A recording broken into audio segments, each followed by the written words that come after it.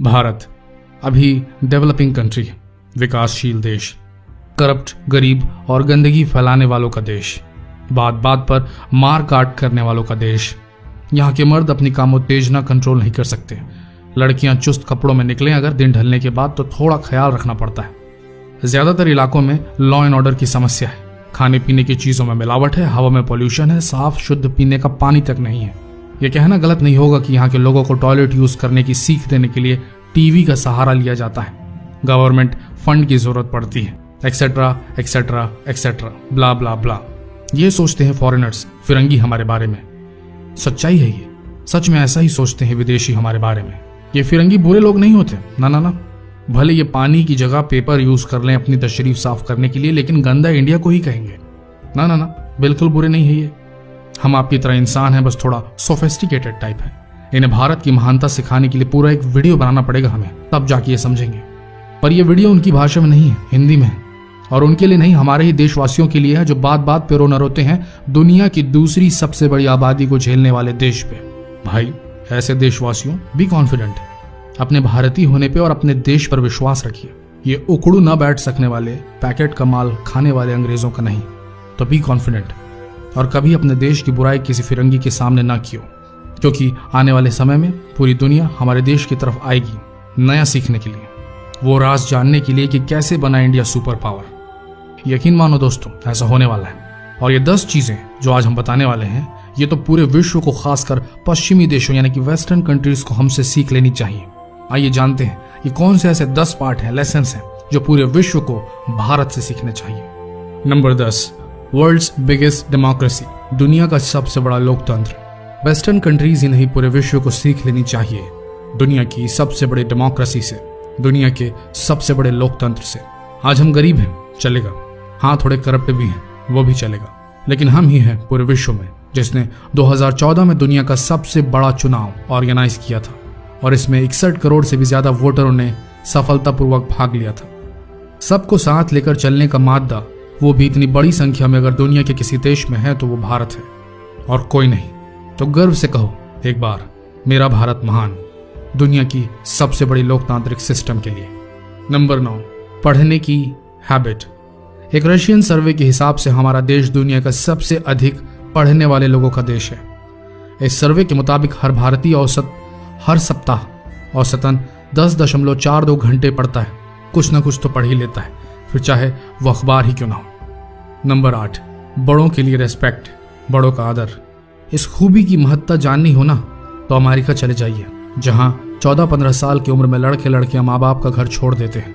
अपनत्व नाम की कोई चीज नहीं वहां। न बच्चों को माँ बाप की चिंता होती है और न माँ बाप को बच्चों की फिक्र। ऐसी अलगाववादी फैमिली स्ट्रक्चर से लाख गुना अच्छा है हमारे देश का संयुक्त परिवार, जॉइंट फैमिलीज। खटपट भले हो पर प्यार, केयरिंग और अपनापन जैसा यहाँ है वह और कहीं नहीं। बड़ों का आदर हम इसी भारतीय फैमिली स्ट्रक्चर की वजह से सीखते हैं। तो कहो बड़ों को इज्जत देने वाले देश के लिए मेरा भारत महान। नंबर 7, शौच करने का सही तरीका। माना देश के लोगों को शौच कहाँ करना है, करने के बाद हाथ कैसे धोने हैं ये बताना पड़ता है, और वो भी टीवी में विज्ञापन देके। लेकिन कैसे करना है ये हमारे पूर्वजों ने पहले ही बता दिया है, उकड़ू बैठ के। अगर आपको ऑस्टियोपोरोसिस या बोन वीकनिंग की शिकायत नहीं है तो इंडियन स्टाइल टॉयलेट्स बेहतरीन है।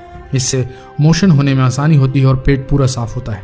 जबकि वेस्टर्न टॉयलेट में ज्यादा समय टॉयलेट में बिताने की वजह से जोर लगाना पड़ता है और पाइल्स होने का खतरा बढ़ जाता है। साथ ही भारत में पानी के इस्तेमाल होता है सफाई के लिए और अंग्रेज पेपर से पोंछते हैं। सफाई तो पानी से ही होती है, पेपर से कहाँ, जिसकी वजह से इन अंग्रेजों को लगातार गुदाद्वार में इन्फेक्शन की समस्या होती है। सीखो जरा, अंग्रेजों को फॉलो करने वालों, सीखो। नंबर 6, भारत का साइंटिफिक इनोवेशन। बचत करना वही जानता है जिसे धन का मूल्य पता हो, धन अर्जित करने के लिए की गई मेहनत का जिसे भान हो। भारत की स्पेस रिसर्च ऑर्गेनाइजेशन इसरो से पूरे विश्व को सीख लेनी चाहिए। हमारी करप्ट गवर्नमेंट के पूरे पैसे खाने के बाद जो पैसे बचते हैं उनसे भी हमारे साइंटिस्ट ऐसे ऐसे उपकरण, ऐसी ऐसी टेक्नोलॉजीज विकसित कर लेते हैं जिनसे चांद तो छोड़िए मंगल तक यान चला जाता है। और जो पैसे इस प्रोजेक्ट को सफल बनाने में लगते हैं वो तो हॉलीवुड की ग्रेविटी के बजट से भी कम थे। जब विश्व सपने बुनने में लगा था तो देश के कर्मठ वैज्ञानिकों ने इतिहास रच डाला। साइकिल पर ढोकर सैटेलाइट ले जाने से लेकर मंगल की यात्रा तक के लिए नॉलेज टीवी हिंदी का इसरो को प्रणाम और सलाम। गर्व से कहो हम हिंदुस्तानी हैं। नंबर 5, भारत की रिफ्यूजी पॉलिसी, भारत की शरणार्थियों को लेकर पॉलिसी। जब अमेरिका समेत दुनिया के पूरे देश जो अपने आप को सुपर पावर कहते हैं, मानवता भूलकर रेफ्यूजियों, शरणार्थियों को अपने देश में घुसने तक से रोक देते हैं, तब भारत अपनी बाहें खोल के मानवता का सबसे बड़ा पाठ पूरे विश्व को पढ़ाता है। अतिथि देवो भव।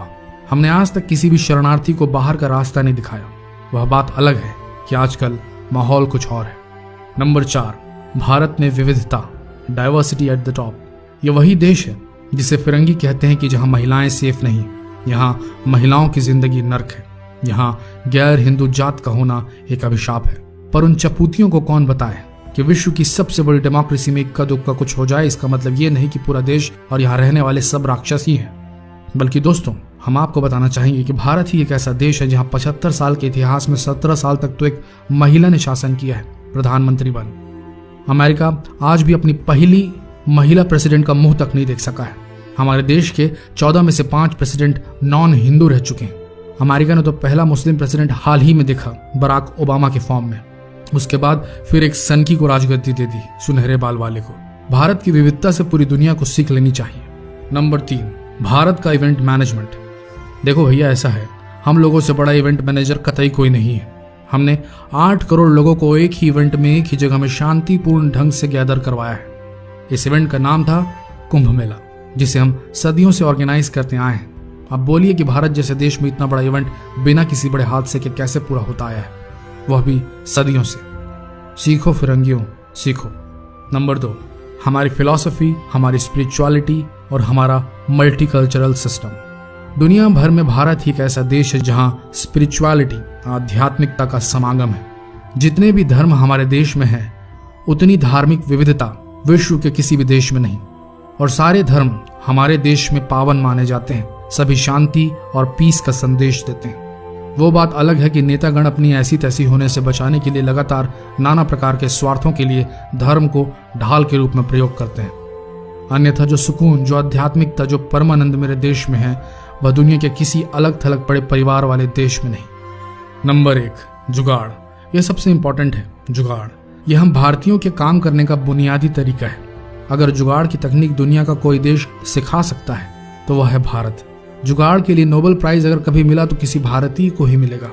मॉम, मार्स ऑर्बिटर मिशन, यह भारत का मंगलयान मिशन था जिसका बजट था $79 मिलियन। और सेम वही मिशन अमेरिका का मेवन प्रोजेक्ट, जिसे मिले $671 मिलियन। भारत ने बहुत कम खर्च में जुगाड़ के माध्यम से देश को मंगल ग्रह तक पहुंचा दिया। अब आप पूछेंगे वो कैसे? भारत के MOM मिशन के लिए एक स्ट्रॉन्ग प्रोपल्शन देने वाला वो रॉकेट चाहिए था, जिससे लागत कई गुना बढ़ सकती थी। पर इसरो के वैज्ञानिकों ने जुगाड़ लगाया और सैटेलाइट को 2 चरणों में प्रोपल्शन देने के लिए डिजाइन तैयार किया। मार्स ऑर्बिटर को पहले पृथ्वी की कक्षा में स्थापित किया गया। पृथ्वी का चक्कर लगाते हुए जब मंगलयान ने एक स्पीड पकड़ ली, तब उसे मार्स की ओर गाइड कर दिया गया, ठीक गुलेल से निकले पत्थर की तरह, और बन गया काम। तो दोस्तों, भले हम पैसों से थोड़े गरीब हैं, पर हमारे दिमाग में अमीरी कूट कूट कर भरी है। तो बिना समय लगाए ठोको शेयर, मत करो लाइक, शेयर ही शेयर ठोको। और बताओ इन फिरंगियों को कि भले ही 100 में से 99 बेईमान, पर जब तक हमारे देश में एक भी ईमानदार रहेगा, तब तक मेरा भारत, मेरा देश महान रहेगा। जय हिंद।